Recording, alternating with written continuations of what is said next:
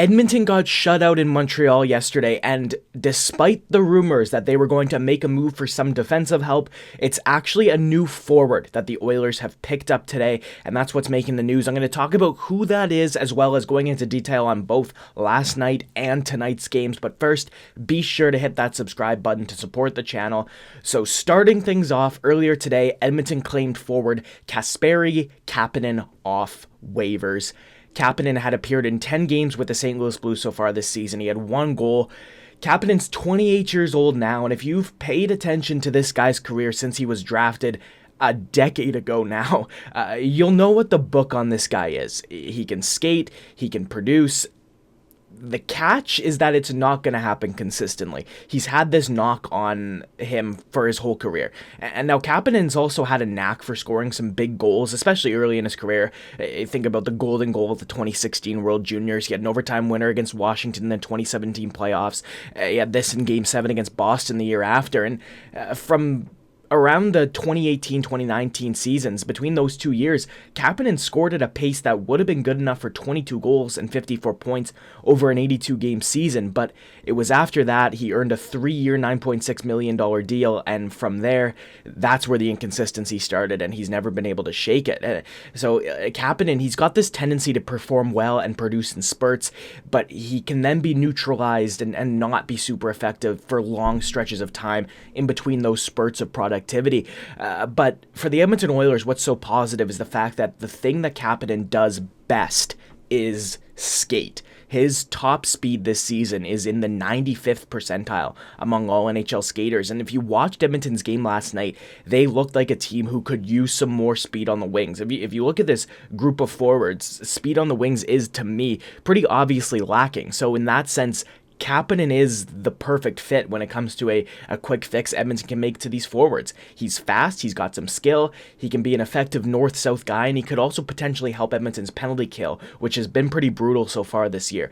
So Kapanen overall, I like the waiver pickup. It's not going to cost Edmonton anything. It addresses a need, but let's now get into last night's game, because both the Montreal Canadiens and the Edmonton Oilers have gone through the good, the bad, and the ugly already so far this season. And so predicting what was on the horizon for Monday night's matchup between these two teams was going to be something close to an impossibility. So let's get into the highlights now.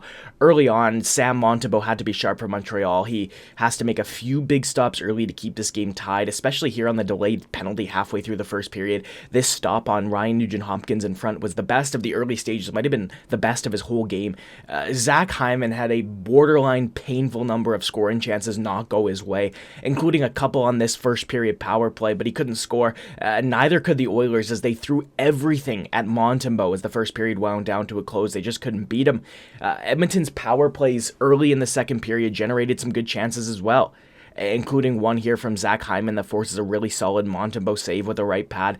Obviously, everybody saw the game on Saturday. Everybody that saw it against the Toronto Maple Leafs is going to know that this Mattias Ekholm-Evan Bouchard pair was going to be under the microscope in this game against Montreal. And unfortunately, they're victimized here. This play happens because of a couple really poor plays from this defense pair. You have first Evan Bouchard with just a cheap turnover in the offensive zone, and then when the puck gets turned up ice, this happens because then that pair is soft on the back check. You see Ekholm get out-muscled by Suzuki down low. Slavkovsky comes in, he's going to cycle the puck around the wall, and I'm going to stop the highlights here because this puck is currently on the way to Mike Matheson at the left point. Evan Bouchard is right there, unfortunately kind of doing nothing. The danger man is Brendan Gallagher in the slot, and the only one who ends up being close is gonna be Connor Brown here, but he can't get to that slot in time. And as we let the play continue on, Matheson takes the shot. Brown isn't there for Gallagher. Bouchard doesn't read the pass. He doesn't try and intercept it. Gallagher tips it home from the slot. It's a nice deflection. It's a nice goal. But again, that's Edmonton's top defensive pair who gives the puck away in the offensive zone and then lets this happen right after. Montreal came close again to doubling the lead right at the end of the period. Brendan Gallagher robbed by Calvin Pickard, who makes a great save with his glove to keep this thing 1-0. But early in the third period, Montreal would put things beyond the Oilers. It's Cole Caulfield here who's going to outmuscle Draisaitl, and a couple of nice quick passes passes later. Caden Gooley snaps one past Pickard on the short side, and we watched Pickard made that great save at the end of the second period. He had a solid game, but this is absolutely a shot here from Gooley that Pickard needs to save. It can be going in that stage of the game, but once it was 2-0, it fell out of Edmonton's reach. Jake Evans scored into the empty net to make it 3-0. Overall, this is actually, in my opinion, going to be remembered as a big game, because this is the game that made it obvious the Oilers need to do something, because what we're currently seeing isn't working. Yes, the game against Toronto on Saturday was bad, but realistically, against Toronto, when you're losing to another team that also has cup aspirations, you can partially excuse that, especially when you lose away in overtime. But Montreal, on the other hand, are fourth to last in the NHL.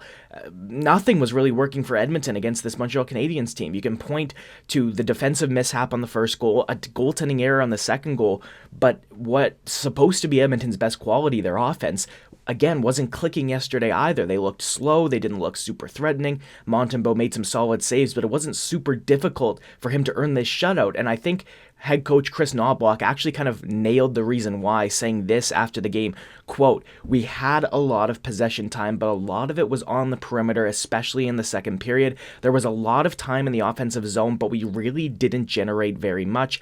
I don't think we had our first 5-on-5 chance until the second half of the period. As good as it looked, we really didn't have many opportunities to score." He's right. This for the Oilers marked the fourth straight game that nobody not named Leon Draisaitl or Connor McDavid scored, and further exemplified the secondary scoring woes for this Oilers team that simply isn't good enough at keeping pucks out of their net to completely dry up offensively like this. What you see here is the game's goals, assists, and points of everyone not named McDavid and Draisaitl going down the Edmonton's leading scorers. And for a team with Stanley Cup aspirations, having this be the offensive output you're getting from your third leading scorer down just isn't good enough. And obviously the Kapanen waiver acquisition is hopefully being made because Stan Bowman thinks that he can potentially help remedy the secondary scoring situation. Again, hopefully remedy the penalty kill. We don't know yet. Turning the focus forward now to tonight's game, Edmonton are in Ottawa tonight for a game that'll start at 5 o'clock here in Edmonton. Ottawa's November so far has been pretty all over the place too. They got an impressive win over Toronto mixed in with poor performances like their 5-1 loss to Buffalo. They're coming off a 4-0 loss to Carolina, which I know looks bad, but they had their backup Anton Forsberg in goal, and Carolina have been pretty consistently among the best in the Eastern Conference so far this season. It's going to be Stuart Skinner and Linus Ullmark today, with both starters looking to earn their team a win after a loss from their backups. And looking at the skaters, Edmonton look like they could end up again forced to play 7 defensemen. You could see Emberson there joining the group as 6 you see below him, but obviously the Kapanen waiver claim does open the door for him to slot in as Edmonton's 12th forward. It remains to be seen. We don't know if he will be ready to suit up in Ottawa. At the end of the road trip, this is Edmonton's last chance to get a win, but honestly, if they do get a win and if they manage to walk away from this 3-game road trip 1-1-1, 3 points out of a possible 6, listen, all I'll say is it could have been worse. But at the same time, a loss to the Senators tonight and Edmonton's 3-game winning streak they started 2 Saturdays ago now, that's going to feel like a thing of the long past. They've got Minnesota and then the New York Rangers on home ice too after this game against Ottawa, and those are not easy matchups at all. Right now, they're still only 4 points back of the first place Knights in the Pacific Division standings, but if they struggle into December, that could change very, very quickly. It's going to be Edmonton's defense tonight against a Tim Stützle, Drake Batherson, Brady Tkachuk trio that have been excellent all season long. Moving quickly to finish off with focusing on some more changes potentially coming for Edmonton. Adding Kapanen obviously means I'd say we're unlikely to see either of these moves made imminently, but it's 2 blue liners that are reportedly the top trade targets for the Edmonton Oilers. Dave Pagnotta of the Fourth Period suggested on TSN Radio this week that 34-year-old David Savard is a trade target for Edmonton. You know what? For the right price, I like the fit a lot. Savard's defensive acumen would pair nicely, I think, with Darnell Nurse. I think that could potentially allow Nurse a little bit of leash, per se, and Savard would no doubt help on Edmonton's penalty kill. It's been successful only 67.4% of the time this season. That's second last in the NHL. aside from Savard, the Oilers will reportedly have to race a Pacific Division rival to another defensive trade target, though. Vancouver and Edmonton are both reportedly in on Pittsburgh's Marcus Pettersson. If we're looking at Pettersson and Savard, I'd say Pettersson is probably the better defenseman here, but I don't think there's a scenario in which Edmonton are able to get Pettersson in a trade without giving up a first-round draft pick at least. And don't forget that the only picks Edmonton have in the first 5 rounds of the 2025 drafts are the ones they got from St. Louis as offer sheet compensation. And realistically, the only Oilers prospects that I think Pittsburgh would be interested in for Marcus Pettersson would probably be Matthew Savoy or Sam O'Reilly. And Edmonton did so much work to acquire both of these guys last summer. I don't think they're going to want to make that trade. Savard, on the other hand, he isn't going to cost a first-round pick. He's probably not going to cost a high-level prospect. He's 34 years old in the last year of a contract. Worst-case scenario, Edmonton give up a couple mid to late first-round picks, maybe a lower-level roster player to get Savard. And all of a sudden, quite frankly, a group of 8 D-men shaping up like this isn't terrible. That top pair is going to need to get better. Bouchard is going to need to get a lot better. But the bottom 4 does look better with Savard in it. Instead of trying to force one of Kulak, Dermott, Stetcher, or Emberson into a top 4 role that they aren't really fit to play and they aren't really strong enough to face the matchups that a second pair has to face. Anyways, that's all from me today. Let me know in the comments what you think about the Kapanen waiver claim. Edmonton and Ottawa goes at 5 o'clock tonight. Thanks for watching.